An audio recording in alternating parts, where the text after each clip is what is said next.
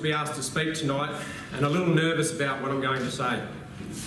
I've been to previous graduation nights and the invited guest is usually a very successful old scholar, a lawyer, a doctor, a physiotherapist, and you guys get me. I guess the budget's a little tight this year, Simon. When Andrew Robinson asked me to speak to you tonight, I was initially reluctant to accept. I wasn't sure what I could say or what pearls of wisdom I had to offer.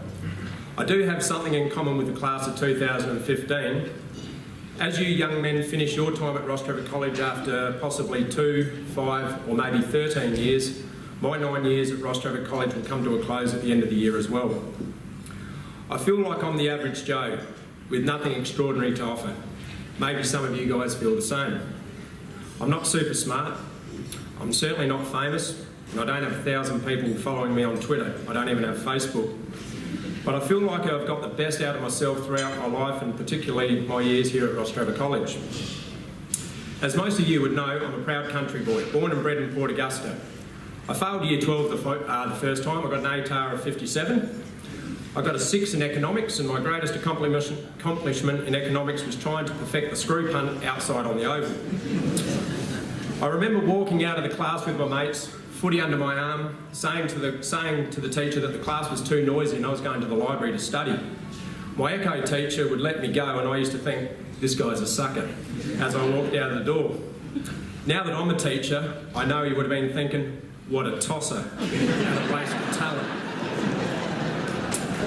It's why I get a bit grumpy when I teach and see students not fulfilling their potential, because you're making the same mistakes that I did, and that didn't turn out too good early on, but more of my grumpiness later. I'm glad to say that I repeated Year 12, got 92 the second time round, got a merit in accounting, and went to uni and studied accountancy. I finished uni in 3 years, learning from my mistakes in my first attempt at Year 12, and actually got some pretty good study habits and started meeting deadlines. I was lucky to score a job straight out of uni, being the accountant at Port Augusta Hospital. Worked my way to the top of the accounting department within 4 years, relieving in the chief accountant's role when he went on long service leave. While in that position, I started to have real doubts about my job satisfaction, and at 24, I thought, if I stay, my next 36 years could be a real grind. So I bit the bullet, went back to uni, much to my parents' doubt. I had a mortgage, I'd just bought a house, and I was about to give up a full-time job. I made it work, working at local bars and hotels for 12 months while I studied, and at the end of my graduate diploma in education, I was lucky to score a job at Caris College, the local Catholic school in Port Augusta, and after a term I was employed full-time. Towards the end of my 7th year at Caris, I started to feel like every week was becoming Groundhog Day. If you haven't seen this movie, it's where every day felt the same. So again, I had to shake things up a bit. I was going to leave all my family and friends behind in Port Augusta and go to a place I was never going to live. The city. I applied for a number of jobs, and the first school to ask me for an interview was this place called Ross Trevor College. I didn't know a thing about it, but when I mentioned it to some of my mates, I found out they'd gone to Sacred Heart and they had some colourful describing words about the college. But seriously, they talked fondly of the intercol rivalry between Sacred Heart and Ross Trevor, and they said you'd be going to a great school. When I made the 3-hour drive down from Port Augusta, I got most of the way up Moles Road before pulling the car aside about 100 metres from the gates of Ross Trevor. I was looking at the White House and I was hugely intimidated by its grandeur, and I thought, I'm never going to get a job at a posh school like this. I seriously sat in my car for 5 to 10 minutes debating whether to even go for the interview. I could lie to my folks and say I went, but at the end of the day I'd just driven 3 hours, so I'd better go in. I must say I remember being quite calm in the interview because I'd convinced myself that I wouldn't stand a chance. I answered the questions, quietly chuffed that I didn't make a complete goose of myself, and then left. I went straight to another interview, got offered a job while I was at the interview, and I was driving home. While driving home for 3 hours, I had some mixed feelings. I had a job in Adelaide, which is what I wanted, but there was something about that place at Ross Trevor that seemed really cool and I'd love to work there. I hadn't been home for more than an hour discussing the job offer with Mum and Dad when Paul Belton rang and offered a position at Ross Trevor. I jumped at the chance, and the rest, as they say, is history. I've been really fortunate and successful in my teaching career, and I put it down to building relationships based on respect towards my students. I don't see myself as a teacher educating a group of young students. I look at my teaching as working in partnership with a young person. I don't see myself as any better, certainly not any smarter, unless you're talking to Ben Jonas. If anything, I offer maybe a little bit more life experience in the partnership I'm creating. I think having respect for other people is the most important characteristic of all the relationships that you guys will come to build throughout your life and your career. Now, there'll be 39 accounting students sitting here right now thinking, respect. Yeah, sure. You lost the plot at us a couple of times this year. Well, that's true and false. True, I did lose my temper, no doubt. And false, I lost it on more than a couple of occasions. The reason I get grumpy is that I want you to achieve your potential, and I truly cared about you as young men and for your studies. Think about it. It's a little bit like when your parents get angry at you. They get angry because you're not at your best, and they love and care about you, and they only want the best for you. By the way, I have a habit of stretching the truth from time to time for effect. They say actions speak louder than words, and just letting you all know that I didn't break my laptop this year when I flipped the screen down. But gee, it made a good sound. I've also learned how quickly a good story can get around the college as well. While at Ross Trevor, I've made the most of my opportunities that the college had to offer. I worked hard to take Year 12 accounting from a class of 17 in 2007 to over 70 students studying Year 12 accounting when students had to select 5 subjects. I put my hand up to be a house leader, firstly in Murphy House with Mr Footner, and I remember Mr Footner having to do the LMFAO shuffle at a Kelty when he lost a bet to me. Anyone from Murphy remember that? Yeah. Yep, beautiful. Quality. Pity he's not here, I'd get him to do it again. Again, I took a risk to leave Murphy House with the introduction of 2 new houses and started Webb House in 2013. The time and effort to get a new house up and running from scratch with the help of Tom McCarthy and the rest of the students over the 3 years is one of my best achievements in my time at college. And this will probably be the most significant mark I will make in my time at Ross Trevor. I'm proud to have coached the first 18 for 3 years in the college that prides itself on its football achievements. While we didn't win any state championships, or intercols for that matter, I can hold my head up and say to anyone that I gave it my best shot. I loved working with the lads who represented the college, and I'm proud to say, on reflection, I believe we probably got the best out of the squads available at the time.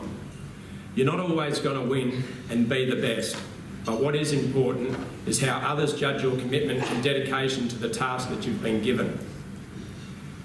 Most of you will be aware of my involvement in the Indian pilgrimage, and again, this was an example of getting out of my comfort zone and taking on a new opportunity. Sitting in my first chapel service in 2007, the 2006 pilgrimage were presenting their recent trip. Ned Taylor was one of the lads in my new PC, and I asked him about his trip, and he couldn't put it into words. When I said, would you go again? He said, definitely. And I thought there had to be something in this. So I put my hand up, got on the trip, and felt pretty good with myself and didn't really appreciate what I'd put my hand up for until the plane got over Calcutta and the cabin started to smell like a bushfire. It was mayhem at the airport. We got on a bus and there was traffic and car horns going off constantly. The bus went over a river which was basically an open sewer and I dry reached. The bus got swiped and hit by a car, losing a piece of the bus.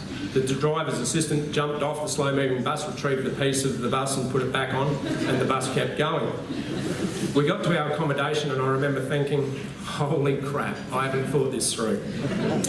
I was so far out of my comfort zone and wondering how I was going to support the students on the trip. If someone had offered me a flight home the next day, I would have taken it. Fortunately, I stayed. And rather than succumb to my fears and doubts, I pushed on, and it has been a highlight of my life. And 3 trips later, I'm like Ned Taylor. When asked about the Indian experience, I can't put it into words, but yeah, do it. Now, I'm not saying go to India, but I am saying say yes to getting out of your comfort zone, even to the point of being frightened, and just see what happens. You will grow, you'll be a better person, facing up to and tackling something that really challenges you. I'm very jealous of the young men graduating here tonight. You guys, from this moment, are Ross Trevor Old Scholars, and I wish that I was too. There is a tremendous respect out in the community for Rossi Old Boys. There is a network where being a Ross Trevor Old Scholar can come in handy, and there's a real pride in the people I associate with who still talk passionately about their time at Ross Trevor. Is Mr. Deegan still there? What about Herbs? Dead yet?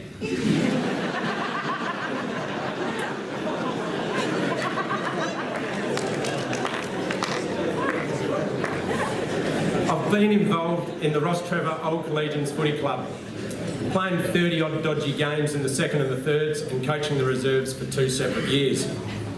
The pride of being a Ross Trevor Old Scholar is really evident in this environment, and I could only guess it would be similar at the Rock Soccer Club, Cricket Club and other sporting clubs set up by Old Scholars for Old Scholars who have a proud connection to the college. You all have the opportunity to be involved, and I can recommend this camaraderie and the social advantages of a Saturday night out with the boys. If you have made Ross Trevor College a better place than when you arrived, then you have made a positive contribution to the college and its deep, rich history, and that is something you should rightly be proud of. I can say that I'm comfortable moving on knowing that I have given everything I could to the college, helping students to achieve their potential and to give students opportunities that they may never had at other schools. Ski trips, pilgrimages, camps and retreats. I've loved them all, and I hope that some of these experiences for you are amongst your favourite memories that you take with you with your time at Ross Trevor. Finally, my parting words are 2 pieces of advice to the class of 2015. 1, take risks and embrace the opportunities that will be available to you on your life's journey. Always be willing to grow and challenge yourself. And 2, love what you do. If you love what you do, you'll do it with passion and you'll do it well. You'll spend about a quarter of your remaining life at work. Love your job and you'll never work a day in your life. Good luck to you all, and thank you very much for listening.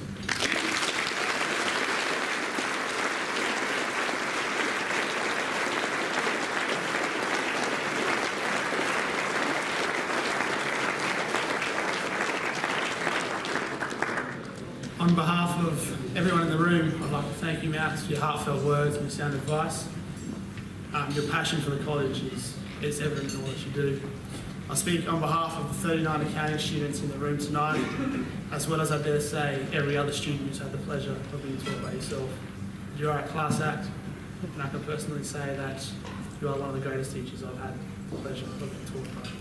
So on behalf of the college community, I'd like to present you with a token of our collective appreciation, as well as wish you all the best with your future, albeit at St. Peter's.